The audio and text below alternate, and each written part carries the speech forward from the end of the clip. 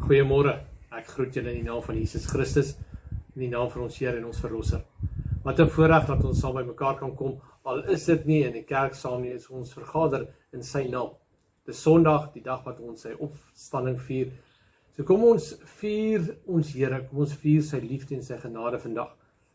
Ons gaan 'n lied sing, hoe groot is ons God. So kom ons sing hierdie lied. Kom ons fokus op dit wat hy vir ons sê, dit wie hy is, en ons besing sy grootheid, want waarlik, hy is ons Here en hy is ons God.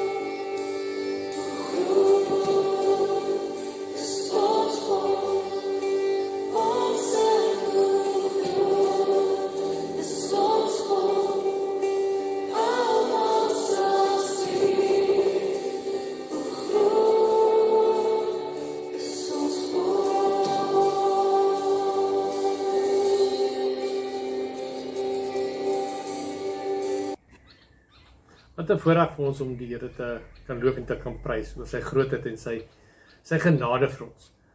Ek wil hê ons moet vanoggend gaan kyk na Paulus en wat Paulus gesê het van sy lewe.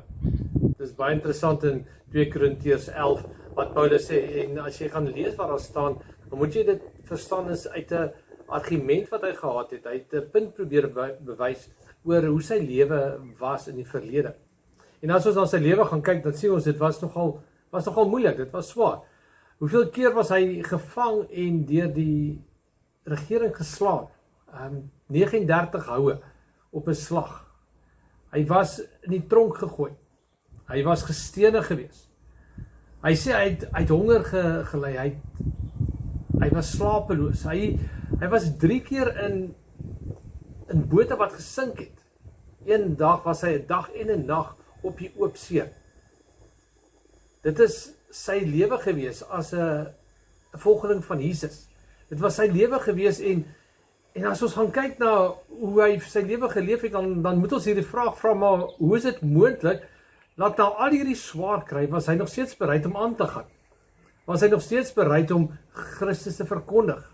Het hy nie opgehou nie, het hy nie in 'n hoekie gaan wegkruip nie, maar hy het gesê ek sal aanhou en ek sal aanhou, want dit is wat God vir my vra. Ek dink ons moet probeer agterkom wat het Paulus so gedryf. Want as ons gaan agterkom wat het hom gedryf, dan kan ons daardeur gedryf word. En dink hoe kan ons lewens lyk as ons nie sal toelaat dat swaar kry, wat mense se optrede, wat probleme ons onderkry nie. Maar dat ons elke keer kan opstyg, elke keer beter kan word, sterker kan word. Vir my is die antwoord in Nehemia, en ek wil hê ons moet gaan kyk na Nehemia in die Ou Testament.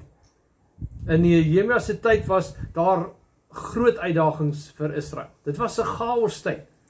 Jerusalem was verwoes.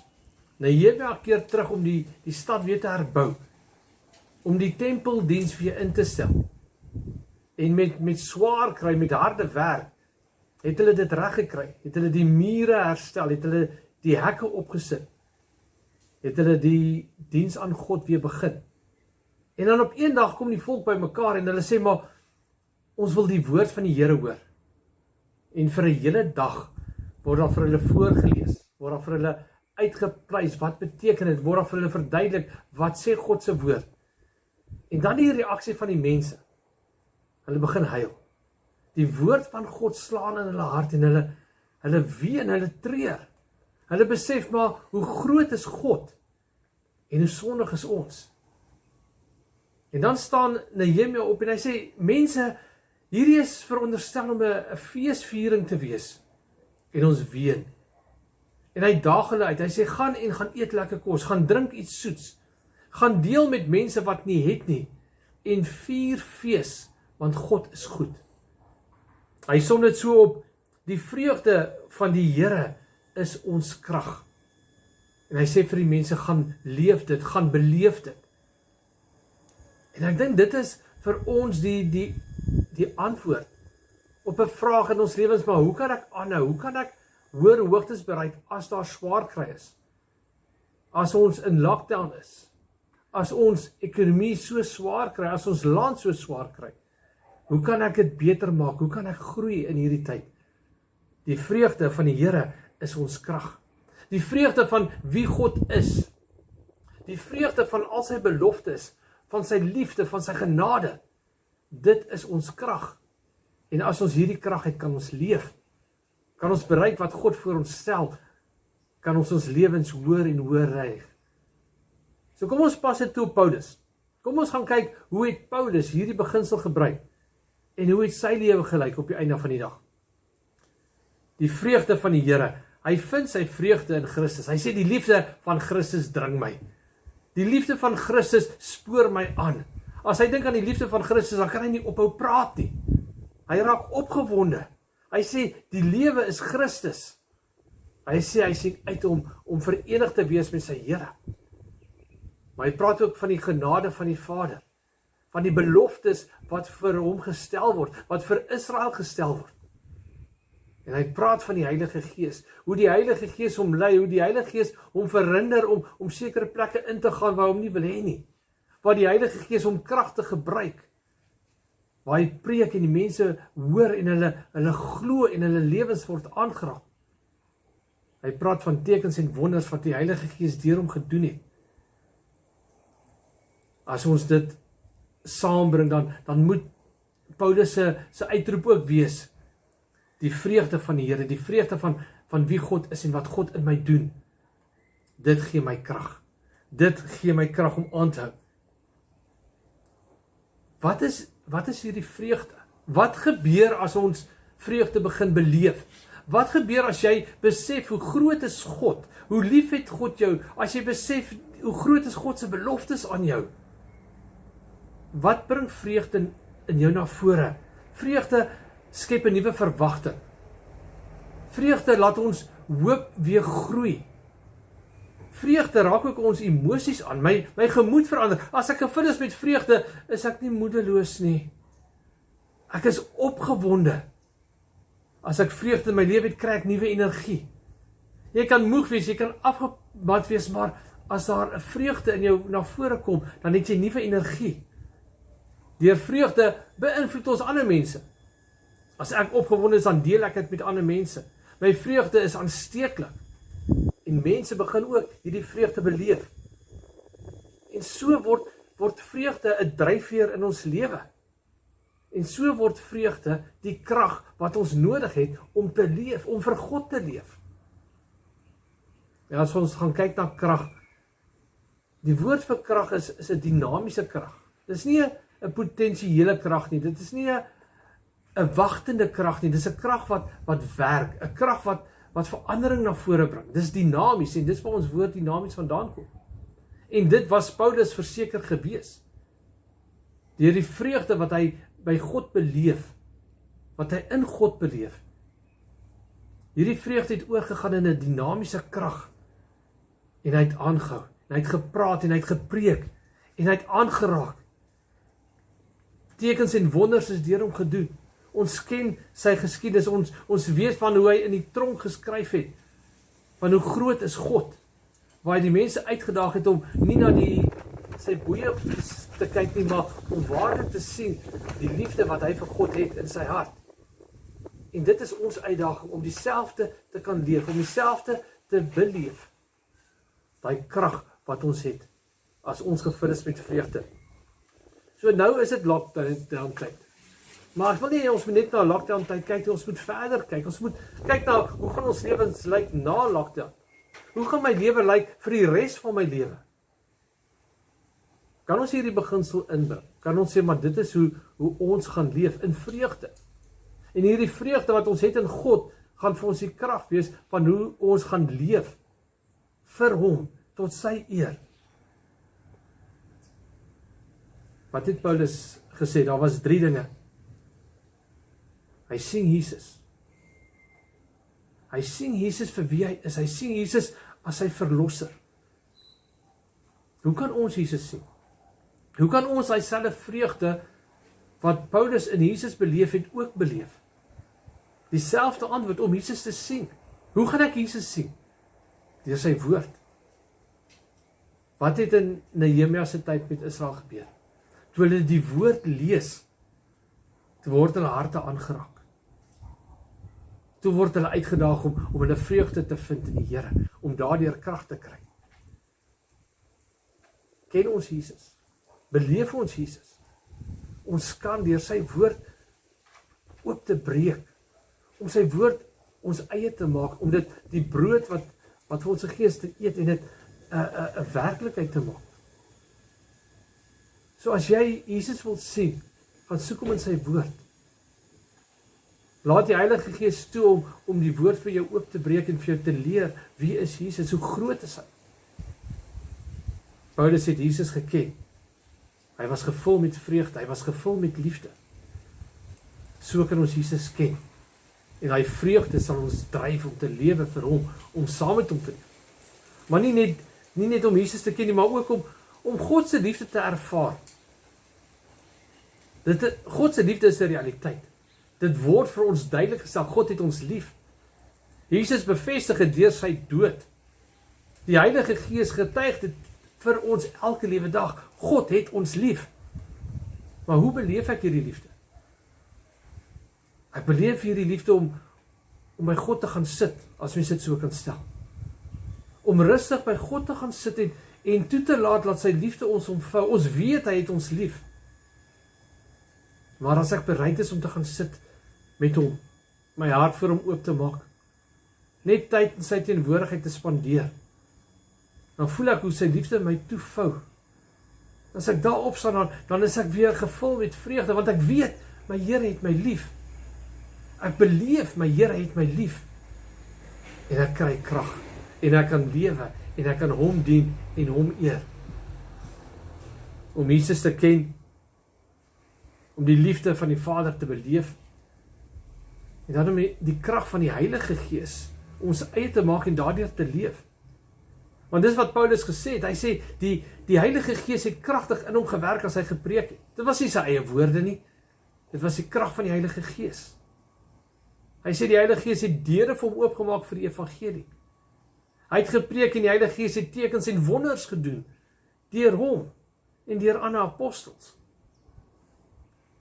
En nou die uitdaging vir ons, om te lewe in die Heilige Gees, om te lewe in die krag van die Heilige Gees, om toe te laat dat hy teenoor ons getuig oor ons lewens, oor God se liefde, oor Christus se genade, maar meer om ons te gebruik in hierdie tyd, maar ook vir die res van ons lewens, om ons te gebruik vir God se koninkryk, om dit uit te dra, dit uit te bou, om te getuig oor Jesus, wie hy is en wat hy vir ons beteken. Paulus was gevul met vreugde. Hy het krag gehad. Ek dink meer as wat enigiemand van ons kan besef. Maar nou is dis ons uitdaging om ook vreugde te vind in God. Om vreugde te vind in wie hy is, in sy teenwoordigheid, in sy woord. En dan toe te laat dat hierdie vreugde oorgaan in krag.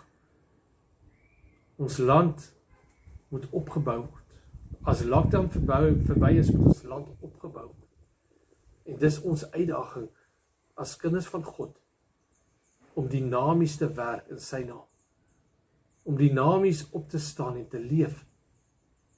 Dinamies sy koninkryk uit te brei. Want ons het die vreugde in hom. Dis ons uitdaging.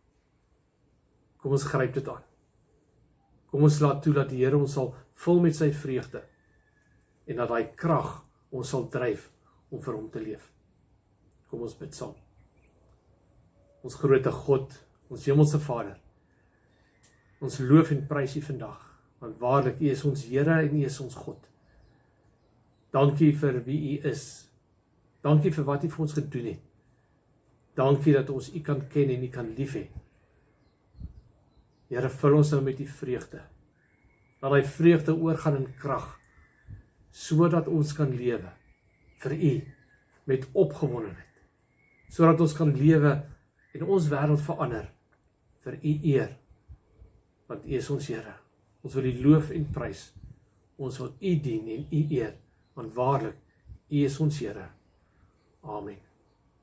Mag jy 'n wonderlike week beleef, mag die Here jou seën met sy liefde, met sy genade en met sy teenwoordigheid. Amen.